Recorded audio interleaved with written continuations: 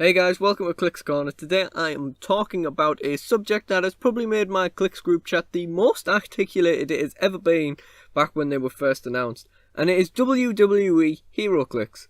Now, I think this is just about the weirdest indie set they ever announced, although that probably goes to the Orville now. I don't dislike that idea, it is just a bit out of the blue. I don't think anybody was expecting the Orville or WWE Heroclix. Well, I think all WWE fans were sort of hoping for it.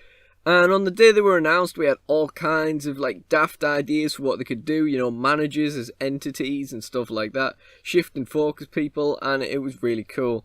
It was a really cool discussion just to see what other people came up with. And now it's going to be really cool to see what WizKids actually give us. Hopefully they won't just be like the Yu-Gi-Oh set that just have a random power set, nothing to do with what the wrestler actually stands for. Okay, so let's have a look at the images we've had leaked. So first of all, we can see Stone Cold Steve Austin, Randy Savage doing an elbow drop, Charlotte Flair, the Demon Finn Balor, Ronda Rousey, and John Cena. We also know that from the announcement there are going to be chases of The Rock, Steve Austin, John Cena, and Trish Stratus, I think. So there's some interesting pieces in there. So the first thing that comes to mind when I see the pictures of these sculpts is that first of all, they look great. They really do. And, I'm very much looking forward to getting some of these. The second thing I'm thinking is, I kind of wish they'd just done Legends, but I do understand that they want to go for the appeal of current players. But, when they did the Yu-Gi-Oh set, they did Series 1. They didn't do, random Shadows and stuff like that.